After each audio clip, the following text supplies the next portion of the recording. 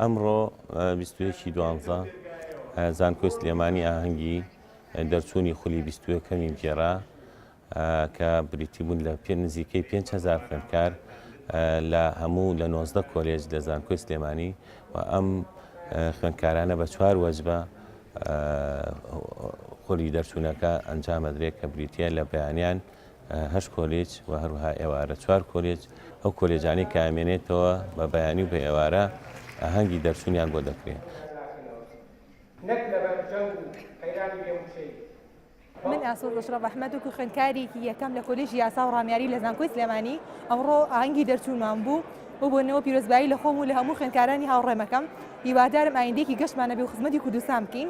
داواکاریشم لە وەزارەتی خوێندنی باڵا و ئەنجومەنی ناوەندی زانکۆ کۆک و دەسەڵاتدارن لەو بارەکەی یاسا و مافەیان پێیراوە هەوڵ دەبن بۆ دامەزراندنەوەی یەکەمەکان چونکە ئێمە بە زەحمەتێکی زۆر و بەمادەبوونێکی زۆر ئەمە ئەنجامەمان بەدەستێناوە.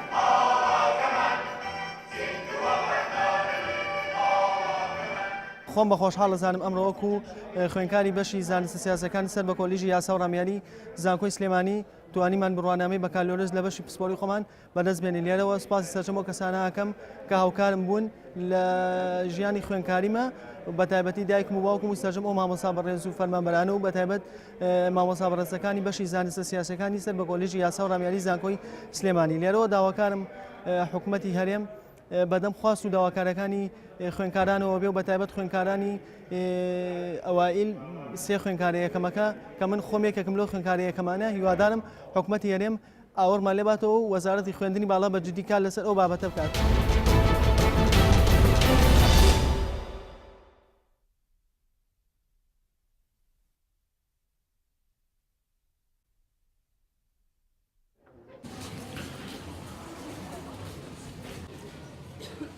Белорусские товары и ручного производства, и лучших предприятий страны.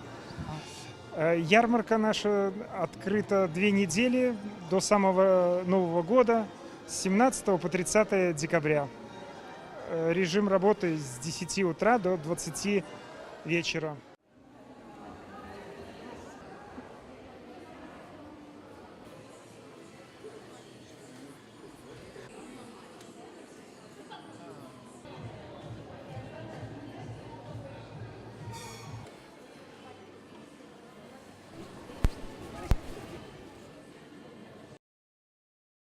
Я приобрела жилет меховой из верблюжьей шерсти. Очень мне нравится, тепло, приятно. Вот. Приобрету на Новый год подарки своим друзьям, близким, тоже жилетики меховые, может быть, даже тапочки. Советую прийти сюда, потому что здесь большой выбор и приятные цены.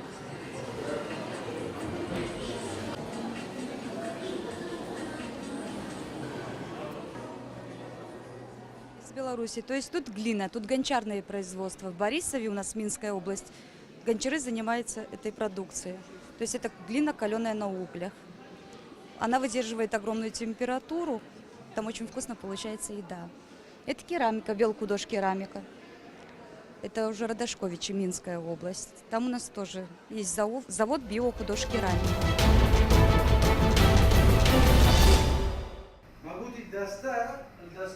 دسته خو لازم هر شش هیوار را خود دیگه تو پارلمان ها میاسه شماره 11 وەگەر خراوە خامتیر بۆ بەڕێوانیکردنش ڕۆژنامەوانە پەرپێدانا میدیای زنجیرێکە خۆلت خلال یەک ساڵێدا و هەمی ئەو کەسێک کۆدە بەشدار بن ژمارە 20 بۆ 25 کەسە خۆلا شەشیە و خۆلا سێ ڕۆژیە بۆ چاوانیە ئەو کەسێک و بەشدار بن چاوەفێری کاری پێشکەشکاری و بێژەریە ببن.